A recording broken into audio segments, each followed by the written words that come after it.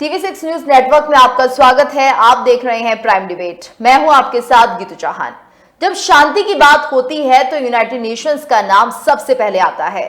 वो गरीब देशों की मदद करता है, युद्ध प्रभावित देशों से दोस्ती की अपील करता है। लेकिन अब जिस तरह से फिलिस्तीन और इजराइल की जंग हो रही है, यूएन कहां है? क्या वो मध्यस्थता कर रहा है या फिर लोगों को किसी तरह से मदद दे रहा है?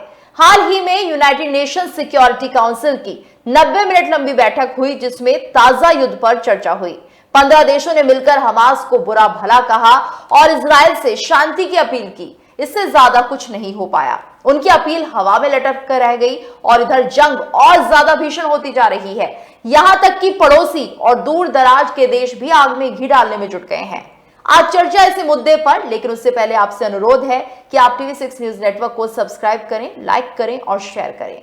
चर्चा की शुरुआत करते हैं। हमारे साथ खास मेहमान जुड़ चुके हैं। हमारे साथ डॉक्टर सलीम खान, वरिष्ठ विश्लेषक, जुड़े हुए हैं। साथ ही डॉक्टर आफ्ताब कमाल पाशा, पूर्व राजनयिक बने हुए हैं। आप दोनों का बहुत स्वागत है। और सवाल सबसे पहले डॉक्टर आफ्ताब से। आफ्ताब जी, आपसे हम जानना चाहेंगे, क्योंकि हम अक्सर ये देखते हैं कि यूनाइटेड नेशंस को शांति की पहल करने वाला एक संस्था, एक ऑर्गेनाइजेशन के तौर पर हम जानते हैं, लेकिन इस बार ऐसा होता हुआ नहीं दिख रहा है। आपको क्या लगता है कि अगर यूएन दखल करता है तो ये युद्ध जो इजराइल और हमास के बीच चल रहा है वो रुक सकता है? देखिए, इसमें अभी तक 10 दिन में 3 प्रयास हुए हैं यूनाइटेड नेशंस के। पहले तो एक ब्राजील जो चेयर है सिक्योरिटी काउंसिल की, उन्होंने एक इनफॉर्मल मीटिंग बुलाई थी, क्लोज डोर मीटिंग बुलाई थी, जिसमें फलस्तीन और इजरायली एम्बेसडर्स को बुलाया नहीं गया था। उसमें ना कोई प्रेसिडेंशियल स्टेटमेंट आया, ना कुछ एग्जैक्ट क्या वहाँ पे बातचीत हुई। दूसरा, सिक्योरिटी काउंसिल में रूस ने रेजोल्यूशन निकाला था जिसमें सीज फायर और ह्यूमैनिटेरियन एड भेजने के लिए गाजा पट्टी को, उसको अमेरिका और फ्रांस और ब्रिटेन और जापान वगैरह अपोज करके वीटो कर दिए। अब तीसरा प्रयास भी हो रहा है। रूस उसको अमेंडमेंट उसमें संशोधित करके दोबारा लाना चाहता है। अगर ये तीसरा प्रयास भी नाकाम हुआ तो मेरे ख्याल से ये डेडलॉक काफी दिन तक, कई दिन तक चलेगा। उसके बाद एक ही रास्ता रहेगा कि ये मामला general assembly, UN general assembly में ले जाए, जहां ज्यादातर देश फलस्तीन के मामले में सीज फायर के लिए, ह्यूमैनिटेरियन एड के लिए और दूसरे मुद्दों के लिए सपोर्ट करने की संभावना है, जिसमें या तो ब्राजील प्रयास करेगा या तो खुद रूस या चीन या अरब देश मिलके, जो यूनाइटेड अरब एमिरेट्स अरब ग्रुप का लीडर है, बागबान है, तो वो जनरल असेंबली में ये पेश करेंगे रेजोल्यूशन। मेरे ख्याल से ये सीज फायर की बात अभी हो नहीं रही है, क्योंकि अमेरिका इसको लगातार अपोज कर रहा है। अमेरिका इजराइल को सपोर्ट कर रहा है कि एक ग्राउंड अटैक हो जाए और जिसमें हमास का सफाया नॉर्दर्न शुमाली सीना गाजा में हो जाए बल्कि। तो अभी बाइडन क्या सलाह दिए हैं इजराइल को उसके बारे में पता नहीं, लेकिन वहां से जो फलस्तीनी थे ज्यादातर नॉर्दर्न शुमाल में सिनाई में वो निकल गए हैं, और हॉस्पिटल और स्कूल्स और यूनाइटेड नेशंस रिलीफ वर्क और एजेंसी के तहत जो भी इंस्टीट्यूशंस थे उसमें धीरे धीरे लोग खाली करके जा रहे हैं। लेकिन वहां से WHO और यूनिसेफ लगातार कहते आ रहे हैं कि बहुत गंभीर रूप से जो पेशेंट्स हैं हॉस्पिटल्स में और जो जख्मी स्कूल्स में पनाह लिए हैं, उनको निकाल भेजना 100 माइल से ज्यादा दूर वहाँ मुश्किल लग रहा है। तो अभी ग्राउंड ऑफेंसिव में इनकी हताहत होने की संभावना है अगर वो नहीं हटते हैं। डॉक्टर सलीम, आप क्या मानते हैं? यूनाइटेड नेशंस ने 90 मिनट की बैठक की, उसके बाद कहीं ना कहीं दखल देने की बात भी सामने आई, लेकिन कोई असर ना तो इजराइल पर हो रहा है, ना फिलिस्तीन हमास पर हो रहा है। क्या मानेंगे? क्या इस बैठक को बेनतीजा हम माने? साथ ही साथ कुछ देश ऐसे हैं जो एक साइड आ गए हैं, वहीं दूसरा देश जो है वो दूसरे पक्ष की तरफ जाता हुआ दिख रहा है। तो क्या अब इस जंग का कोई हल है या नहीं है? देखिए, ये तीसरी मीटिंग है यूनाइटेड नेशन सिक्योरिटी काउंसिल की। सुरक्षा परिषद का काम है कि दुनिया में कहीं भी कोई कॉन्फ्लिक्ट हो, कहीं पर भी जंग हो तो उसको रोकना। पहली मीटिंग में ये हुआ कि यूएस ने कहा कि भाई आप जो है वो 7 अक्टूबर को जो हमला हुआ था हमास का, उसको कंडेम कीजिए। तो उसके जवाब में रशिया और चीन ने ये कहा कि भाई अगर आप उसको कंडेम करते हैं तो इसराइल जो बम्बार्डमेंट कर रहा है उसको भी कंडेम कीजिए। तो इस पर दोनों के अंदर डिसएग्रीमेंट हो गया, मतभेद हो गया, और उसके बाद कोई रिजोल्यूशन पास नहीं हो सका। ये पहली मीटिंग में हुआ। उसके बाद जंग और तेज हो गई और मंडे के दिन फिर एक बार यूनाइटेड नेशन की मीटिंग हुई।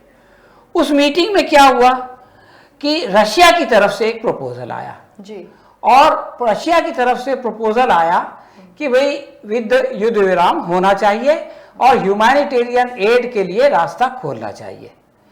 आप देखिए कि इसके फेवर में 5 कंट्रीज ने वोट दिया कि हाँ भाई ये होना चाहिए, और 4 कंट्रीज इसकी अपोज कर रहे थे, इसकी विरोध कर रहे थे, और 6 लोगों ने एब्सटेन किया। यानी आप समझ लीजिए कि मुखालिफत में सिर्फ 4 लोग थे और 5 लोग और 6 यानी 11 लोग 15 में से ये लोग इसके फेवर में नहीं थे कि ये जंग जारी रहना चाहिए, और ये चाहते थे कि ह्यूमैनिटेरियन एड जानी चाहिए।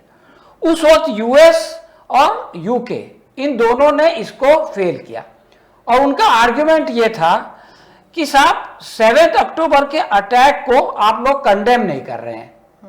तो उनके नज़दीक वो कंडेमनेशन ज़्यादा इम्पॉर्टेंट था, और जो गाज़ा में जो बच्चों दवाई के बगैर हैं, जो फैमिलीज जो है वो खाने और पानी के बगैर है, वो चीज़ कम इम्पॉर्टेंट थी। वो लोग को ये है कि चूंकि आप कंडेम नहीं कर रहे हैं इसलिए हम इसको वीटो करते हैं। तो चलो एक बार वीटो हो गया। उसके बाद एक बहुत बड़ी घटना हुई।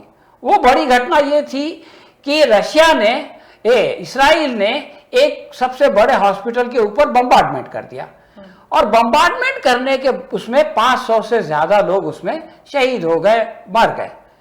अब इसराइल ने पहले तो ये कहा कि वहां पे हमास के लोग छुपे हुए थे इसलिए हमने बम्बार्डमेंट किया। ये उनका पहला ट्वीट था, यानी आजकल जो एक्स है। उसके बाद में उनके ऊपर दबाव आया तो उन्होंने पलटी मार ली बंबई की जबान में।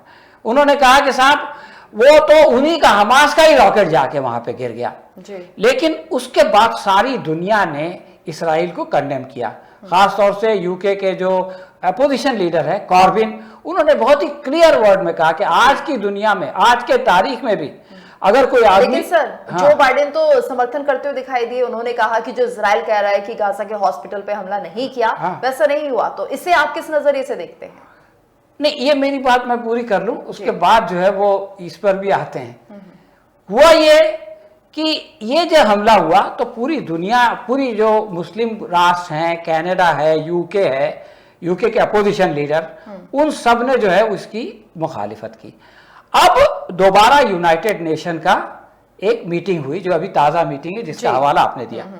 इसमें ब्राजील ने, जो अभी प्रिसाइड कर रहा है, उसने एक रिजोल्यूशन पेश किया, और इस रिजोल्यूशन में जो यूएस और यूके की आपत्ति थी कि भाई 7 अक्टूबर के वो हमले को कंडेम करो, तो उसने वो इसको शामिल कर लिया, यानी आपका ऑब्जेक्शन खत्म हो गया।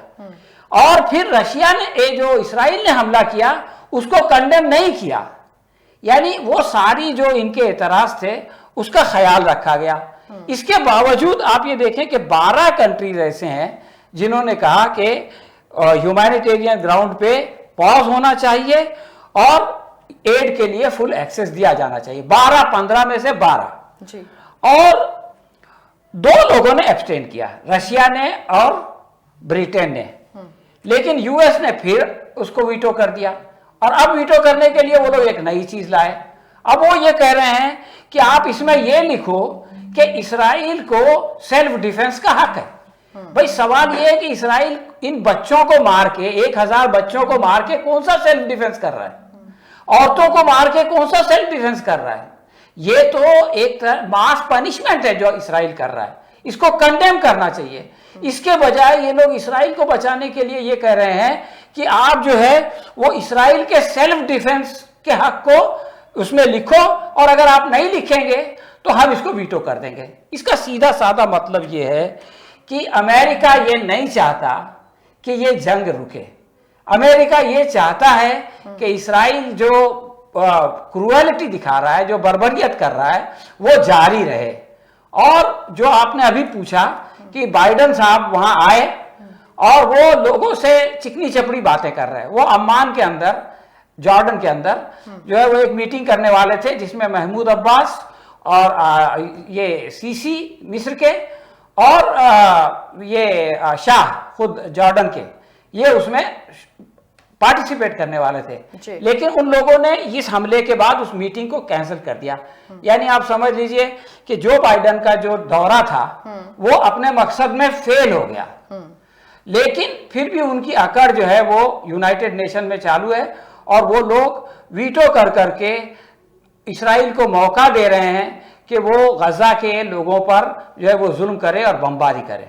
जी डॉक्टर आफ्ताब, क्योंकि अब हम ये देख रहे हैं जर्मन चांसलर यहाँ पर पहुंचे इजराइल में, इसके साथ साथ अब ब्रिटिश पीएम भी ऋषि सुनक भी पहुंचे हुए हैं, तो क्या माना जाए एक समर्थन इजराइल को इस वक्त मिलता हुआ दिख रहा है? कल की बात करें तो जो बाइडेन भी यहाँ पर पहुंचे थे। देखिए, ये कुछ गिने चुने वेस्टर्न कंट्रीज इजराइल को सपोर्ट करते आ रहे हैं, जैसे अमेरिका है, ब्रिटेन है और चांसलर जर्मनी के हैं। लेकिन ज्यादातर देश इजराइल की खंडन कर रहे हैं और ये मांग कर रहे हैं कि अगर सिक्योरिटी काउंसिल में कुछ रेजोल्यूशन नहीं होता है तो जनरल असेंबली को ये मामला लेके जाए, जहां अक्सरियत लोग कंट्रीज ये सीजफायर के लिए, ह्यूमैनिटेरियन एड के लिए सपोर्ट करेंगे। तो ये डेडलॉक जिस तरह से यूक्रेन में हुआ उसी तरह यहाँ फलस्तीन और इजराइल के मामले में भी हो रहा है। और मेरे ख्याल से जो रफा बॉर्डर इजिप्ट का है वहां से कुछ ट्रक आना जाना शुरू हो गए हैं और कुछ लोगों को राहत मिल रही है। लेकिन जो पानी और मेडिसिन और दूसरे इलेक्ट्रिसिटी वगैरह सब जो इजराइल की तरफ से हमास ये गाजा पट्टी को जो जाता था वो अभी बंद है। और इजराइल कड़ा रवैया अपनाया है और उसको अमेरिका के समर्थन मिलने से और ज्यादा दबाव गाजा की पट्टी के ऊपर डालना चाहते हैं।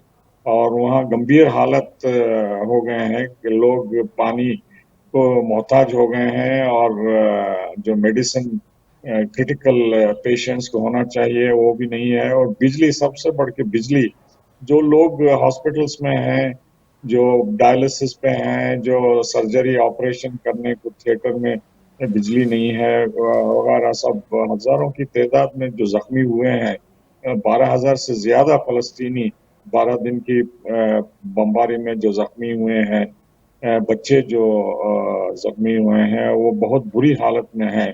तो इन सब हालात को देख के जो मेजॉरिटी यूनाइटेड नेशंस के मेंबर्स हैं वो मांग कर रहे हैं कि जनरल असेंबली को ले जाया जाए ये मामला, क्योंकि सिक्योरिटी काउंसिल में अमेरिका लगातार अपोज करता आ रहा है और वीटो करता आ रहा है।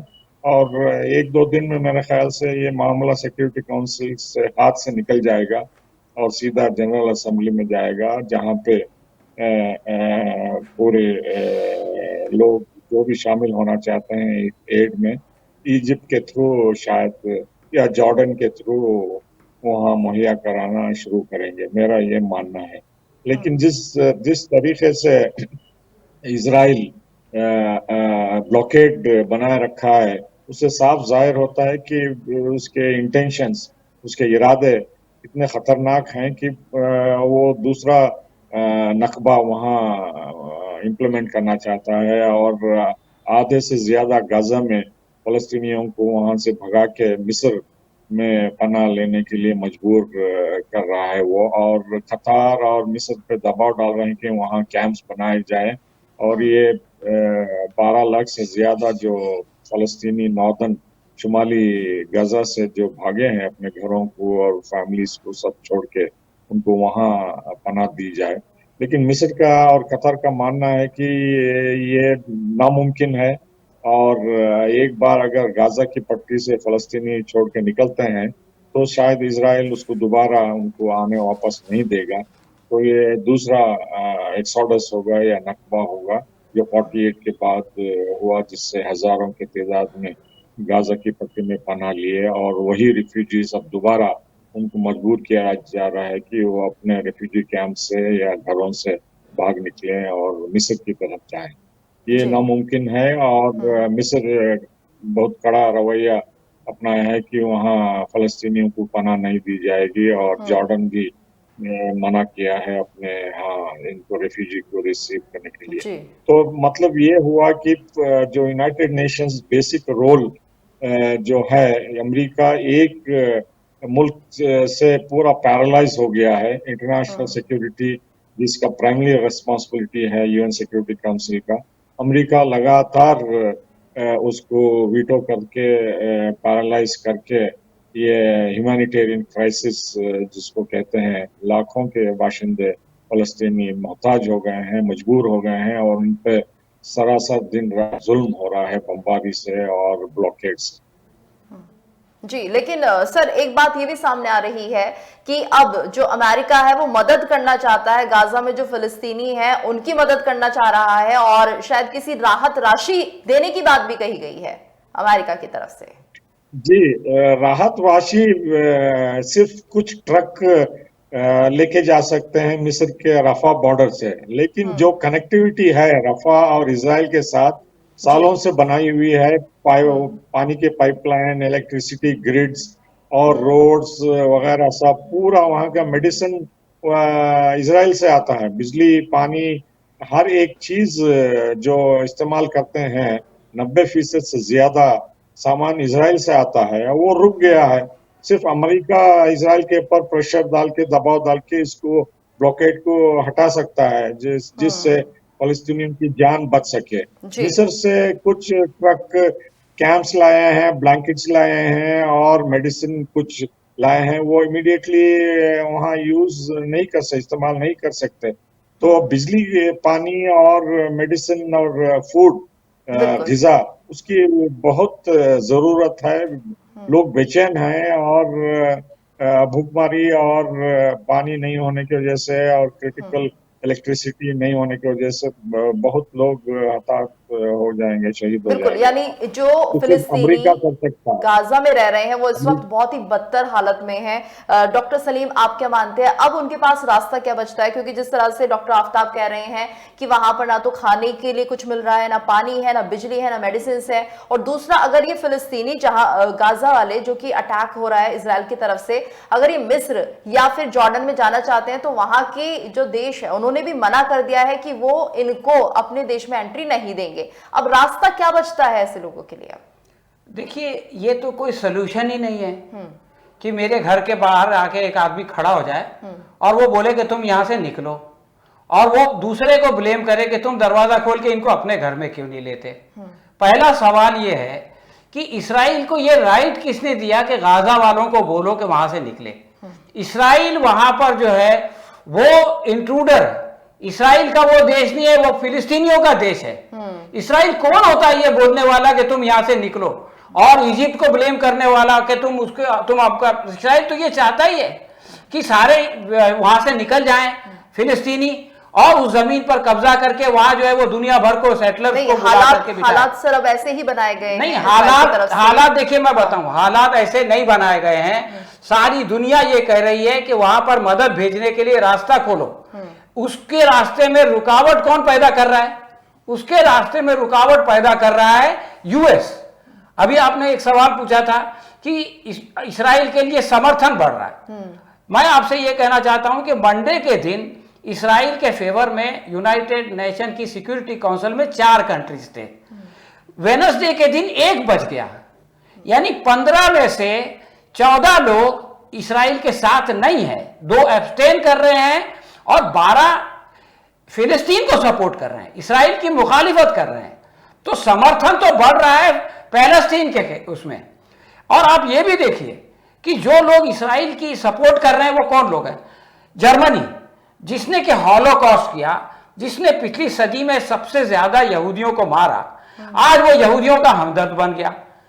यूएस, जिसने वियतनाम में अपनी फौज भेजा, जिसने कंबोडिया में अपनी फौज भेजा, जिसने इराक में अपनी फौज भेजा, जिसने अफगानिस्तान में अपनी फौज भेजा, वो जो है आज इसराइल का जो है वो सपोर्ट कर रहा है। यूके के ऋषि सोनिक जा रहे हैं, खुद हमारे देश को गुलाम बनाया था यूके ने। तो ये वो लोग हैं कि जिन्होंने सारी दुनिया को गुलाम बनाया, और आज जबकि इसराइल जो है वो पैलेस्टीनियंस को गुलाम बना रहा है, तो ये गुलाम बनाने वाले का सपोर्ट कर रहे हैं, इसलिए कि इनका तो ये इनकी हिस्ट्री है, इनका इतिहास है। तो इसलिए इनका समर्थन जो है वो कोई माना नहीं रखता। आज भी अगर यूनाइटेड नेशन की जनरल असेंबली की मीटिंग हो तो उसमें 120, 125, 150 कंट्रीज जो है वो पैलेस्टीन को सपोर्ट करेंगे। लेकिन चूंकि यूनाइटेड नेशन में और यूनाइटेड नेशन की सिक्योरिटी काउंसिल में वीटो है, इसलिए यूएस उनको वीटो कर देता है, इसलिए यूके उनको वीटो कर देता है। तो अब मसला का ये जो मसला है, इसका सोल्यूशन ये नहीं है कि इजिप्ट अपनी बॉर्डर खोल दे और ये लाखों लोग वहां से निकल के चले जाएं और जो है वो रशिया वहाँ इसराइल वहां पर जो है वो अपने लोगों को सेटल करे। इस मसले का हल ये है कि वहां जो है वो मदद के लिए रास्ता खोला जाए। सारी दुनिया मदद करना चाहती है, यूनाइटेड इसके 14 कंट्रीज जो है वो मदद करना चाहते हैं। खुद यूएस अपनी जबान से तो ये बोलता है कि हम उनकी मदद करना चाहते हैं, लेकिन जब मदद आने के लिए रास्ता खोलने की बात होती है तो वो वीटो कर देता है। यानी ये कि यूएस जो है वो सहायता करने का पाखंड कर रहा है। जबान से बोलता है कि हम मदद करना चाहते हैं, लेकिन प्रैक्टिकली उसको रोकना चाहता है। तो ये सॉल्यूशन इस तरह से नहीं है कि आप एक एक करके कंट्रीज को खाली कराएं और बाजू वाले कंट्रीज को बोले कि उसमें लो।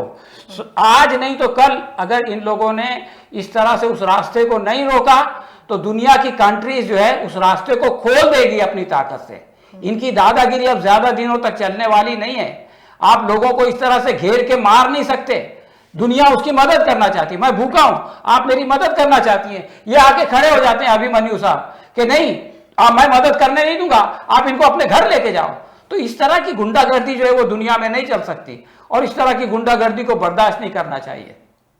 जी तो डॉक्टर आफ्ताब, क्योंकि जिस तरह से वाकई बहुत बड़ी बात है, इजराइल वहां पर अत्याचार कर रहा है, आखिर मंसूबे क्या है? मंसूबे सिर्फ यही हो सकते हैं कि जो फिलिस्तीनी बचे हुए थे वो भी निकल जाएं और पूरी तरह से इजराइल का कब्जा हो जाए।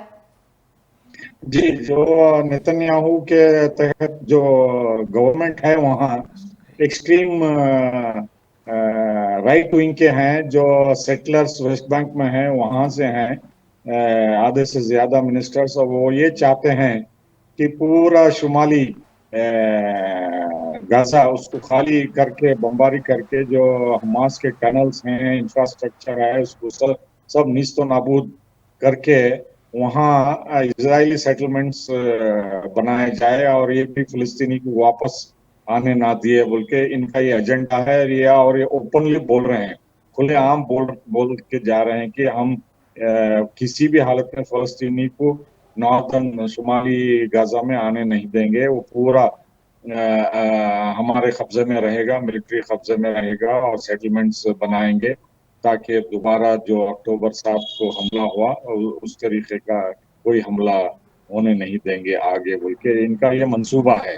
लेकिन किस हद तक ये कामयाब होंगे, क्योंकि यूएस प्रेसिडेंट जो बाइडेन ने नेतन्याहू को ओपनली सलाह दी कि अगर आप हमला करते हैं शुमाली गाजा पे तो हमारे खिलाफ जो भी एक्शन करना है करके आप जल्दी लौट जाइए, लेकिन अपने कब्जे में गाजा की पट्टी शुमाल में मत रखिए, जिससे और हालात बिगड़ सकते हैं और अमेरिका के ऊपर भी दबाव बढ़ेगा, क्योंकि अब अमेरिका के साथी जो क्लोज अलाइज हैं, जो उनके फ्रेंड्स हैं, जैसे सऊदी अरेबिया, जॉर्डन, इमारात, कतार, बहरीन, मोरक्को और दूसरे अन्य देश, वो नाराज होते जा रहे हैं। जैसा कि अभी बताया गया था, अम्मान में एक मीटिंग होने वाली थी। ये पहली बार पिछले 70 साल में ऐसा देखने को मंजर आया है कि अमेरिका के प्रेसिडेंट जो अरब लीडर से मिलना चाहते थे वो कैंसिल हो गई। इतना बड़ा इंसल्ट, इतना बड़ा ह्यूमिलिएशन हमने कहीं हिस्ट्री में नहीं देखा कि अमेरिका का प्रेसिडेंट खुद इतनी दूर से आके अरब लीडर से मिलना चाहता था, लेकिन इन्होंने इतना बड़ा तमाचा मारा किंग अब्दुल्ला जॉर्डन के और अब्दुल फत्ताह सीसी मिस्र के और महमूद अब्बास पैलेस्टीनियन अथॉरिटी के, उन्होंने बाइडन को मना करके, कैंसिल करके ओपनली उनको तमाचा मारा है। इससे ज्यादा ह्यूमिलिएशन एक बड़े सुपर पावर को और क्या हो सकता है। और जनता धीरे धीरे पूरे इन देशों में, जैसा कि आप डेमोन्स्ट्रेशन देखते हैं, सभी जगह तेज होते जा रहे हैं और इन लीडरान पे बहुत प्रेशर पड़ रहा है कि आप अमेरिका के पिट्ठू बन के क्यों हैं, आप अमेरिका के खिलाफ कोई एक्शन क्यों नहीं लेता। जैसा ईरान कहता आ रहा है, ओआईसी मीटिंग बुलाओ और सैंक्शंस डालो, जो भी अमेरिका के फ्रेंड्स हैं और अमेरिका के ऊपर भी, और तेल और गैस देना बंद करो। कि तभी प्रेशर जो 50 साल पहले सऊदी अरब ने इनिशिएटिव लेके किंग फैसल ने जो एम्बार्गो किया था, उसी तरह के से कड़े कदम अमेरिका के खिलाफ जब तक उठाए नहीं जाते तो अमेरिका इजराइल के ऊपर अपना प्रेशर नहीं डालेगा। और अमेरिका ही इजराइल को हिला सकता है, प्रेशर डाल सकता है और ये मना सकता है कि ह्यूमैनिटेरियन एड फलस्तीनियों को भेजना बहुत जरूरी है, क्योंकि वहाँ हालात बदतर होते जा रहे हैं। जी डॉक्टर सलीम, आप क्या मानते हैं, क्या मिडिल ईस्ट कंट्रीज अब बढ़ती हुई दिखाई दे रही है इजराइल और फिलिस्तीन के मामले को लेकर? बढ़ चुकी है।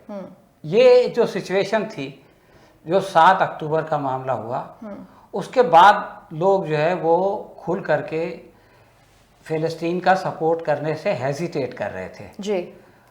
और उसके बाद जब इसराइल ने उसके रिटेलिएशन में बमबारी शुरू की, तो आहिस्ता आहिस्ता इसराइल की बर्बरता के खिलाफ मिडिल ईस्ट कंट्रीज़, बल्कि दुनिया की बहुत सारे इंसाफ पसंद कंट्रीज़ जो मिडिल ईस्ट में नहीं है, जो साउथ अमेरिका में है, जो अफ्रीका में है और दुनिया भर में फैली हुई हैं, उन सब ने इसराइल से कहना शुरू किया कि ये आप जो है वो ज़्यादा कर रहे हैं। चाइना ने कहा कि आप जो है वो ज़्यादा कर रहे हैं, रशिया ने कहा कि बहुत हो चुका, ये कोई सेल्फ डिफेंस नहीं है।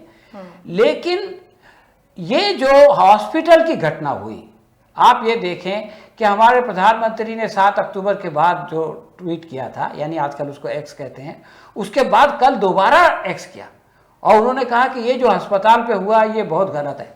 यानी जो ओपिनियन, जो सहानुभूति इसराइल को 7 अक्टूबर के बाद मिली थी, वो आहिस्ता आहिस्ता अब ख़त्म हो गई है। अब जो है वो सारी दुनिया उसके बाद मिडिल ईस्ट समेत इसराइल के खिलाफ हो गई है और ये बात कही जा चुकी है ईरान की तरफ से और दूसरी कंट्रीज़ की तरफ से भी कि अगर आप इस तरह से घेर के ये बमबारी जारी रखेंगे तो खुद सऊदी अरब ने कहा कि हमको अपनी फ़ौजों को रोकना बहुत मुश्किल हो जाएगा। और आप ये देखें कि उसके बाद सीरिया से भी की तरफ से हुई, हिजबुल्लाह ने भी जो है वो लबनान से अपना अटैक्स किए। तो ये आग अगर इसराइल रोकेगा नहीं तो ये आग फैल जाएगी और मैं तो ये कहता हूं कि अगर ये आग फैल गई तो फिर इसराइल इस आग में भस्म होकर रह जाएगा। डॉक्टर आफ्ताब, अगर हम भारत के नजरिए से बात करते हैं, भारत पर इस जंग का क्या असर पड़ सकता है? अगर ये जंग इजराइल और हमास या गाजा तक ही महदूद रहती है, कन्फाइंड रहती है, तो ये जल्दी मामला सुलझ जाएगा। लेकिन अगर हताहत होते हैं और ब्लॉकेड जारी रहता है और हजारों की तादाद में फलस्तीनी गाजा पट्टी में पानी और बिजली और मेडिसिन ना पहुंचने से वहाँ हालात खराब होते हैं और बमबारी से और ज्यादा वहाँ हताहत होते हैं। तो जैसा कि ईरान और हिजबुल्लाह और दूसरे देश चेतावनी दे रहे हैं, तो लेबनान से भी जंग शुरू हो सकती है और शाम से भी मुकाबला हो सकता है, जहां ईरानी और इराक शिया मिलिशिया के कुछ लोग वहां गए हुए हैं, तो वहां से भी जंग बढ़ सकती है। और इजराइल अपना गुस्सा दिखाने के लिए अगर इसका फायदा उठा के ईरान पे बमबारी करता है, न्यूक्लियर रिएक्टर्स, इंफ्रास्ट्रक्चर पे, तो ईरान साफ लफ्जों में बता दिया है कि हम 40 अड्डे अमेरिका के इस क्षेत्र में हम आइडेंटिफाई कर लिए हैं, चुन लिए हैं और उन पे हम मिसाइल दागेंगे। वो अड्डे कुवैत में है, बहरीन में है, कतार में है, सऊदी में है, इमारात में है और ओमान में है और दूसरी जगह भी हैं, लेकिन ज्यादातर खाड़ी के देशों में है। और ईरान ये सलाहियत रखता है कि अपने नेवी से और डायरेक्टली मिसाइल से इन अड्डों को निशाना बना सकता है। और इन 6 खाड़ी के देशों में हमारे भारतीय 8 लाख से ज्यादा वहां काम कर रहे हैं और वो हलचल मच जाएगी अगर ईरान उन पे हमला करता है। तो पहला मंजर ये होगा कि जो डिसैलिनेशन प्लांट है, समंदर से जो पानी, खारा पानी पीने के लायक जो बनाते हैं प्लांट्स, उसको निशाना बनाया जाएगा, जिससे पानी जो फलस्तीनी को इजराइल नहीं दे रहे हैं। तो ये खाड़ी के देशों में पानी और एयरपोर्ट्स और दूसरे सी पोर्ट्स को निशाना बनाने से ये पूरा हलचल हो जाएगा खाड़ी के देशों में। और भारत के जो हित हैं, एनर्जी सिक्योरिटी, जो तेल और गैस वहां से आता है, उस पर भी असर हो सकता है। और भारतीय को हम 8 लाख से ज्यादा कैसे ले वहां से भारत पहुंचाएंगे।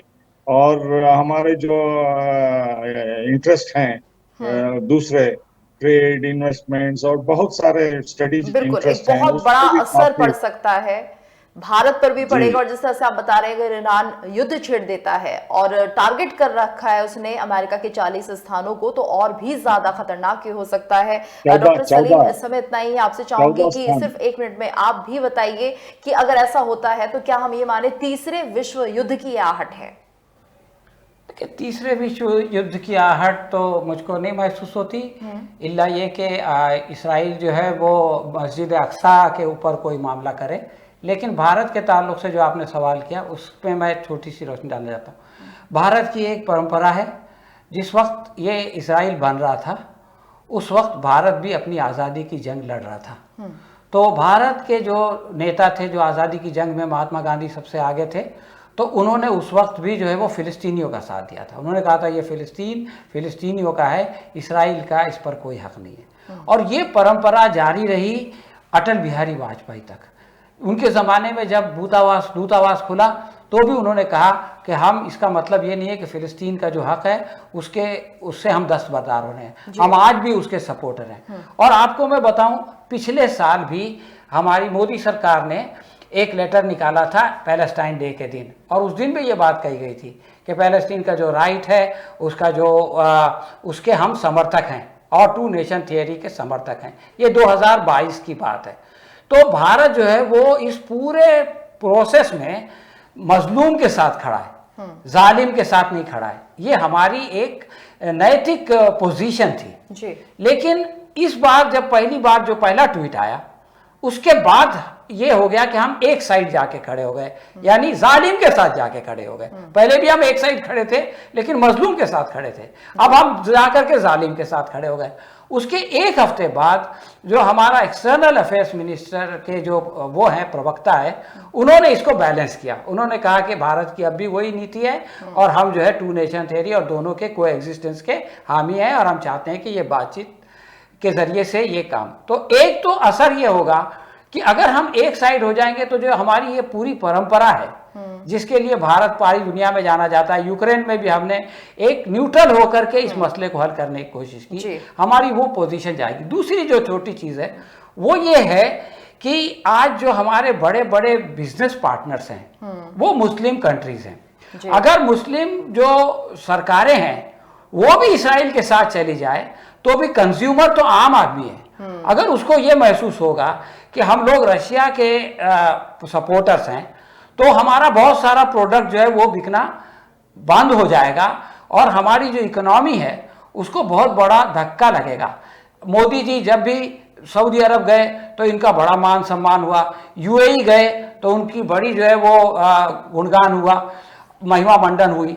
लेकिन आप ये सोचें कि आज वो सब इसराइल के खिलाफ फिलिस्तीनियों के साथ खड़े हैं। अगर हम इसराइल के साथ खड़े हो गए तो ठीक है, मोदी जी इसराइल जाएंगे तो उनकी महिमा मंडन होगी, लेकिन बाकी किसी कंट्री में जो उन्होंने इस 9 साल के अंदर जो अपनी कूटनीति की है उसके ऊपर पानी फिर जाएगा। तो ये एक बहुत बड़ा नुकसान है जिसका कि अंदाज़ा हमारी सरकार को करना चाहिए, और मैं समझता हूं कि हमारी एक्सटर्नल अफेयर्स मिनिस्ट्री इसको कर रही है। बिल्कुल, तो भारत को भी अगर मध्यस्थता करनी है तो उसे भी सोच समझकर ये करना होगा। सिर्फ एक तरफ जाकर कहीं ना कहीं हम किसी एक पक्ष की साइड नहीं ले सकते हैं। बहुत बड़ा असर इसका आने वाले समय में पड़ता हुआ दिखाई देगा। वह यूनाइटेड नेशंस को भी ये पहल करनी चाहिए कि इस जंग को किसी भी हालत में रोका जाए, क्योंकि अगर ऐसा नहीं होता तो कहीं ना कहीं जो फिलिस्तीनी है और जो इजरायली हैं, जो मासूम लोग वहां के हैं, निर्दोष हैं, उन पर ये जंग कहर बन सकती है और उनके लिए ये जानलेवा साबित हो सकती है। आप दोनों का बहुत बहुत शुक्रिया हमारे साथ इस चर्चा में जुड़ने के लिए। शुक्रिया। और इसी के साथ प्राइम डिबेट में इतना ही, और आपसे अनुरोध करेंगे कि आप TV6 न्यूज नेटवर्क को सब्सक्राइब करें, लाइक करें और शेयर करें।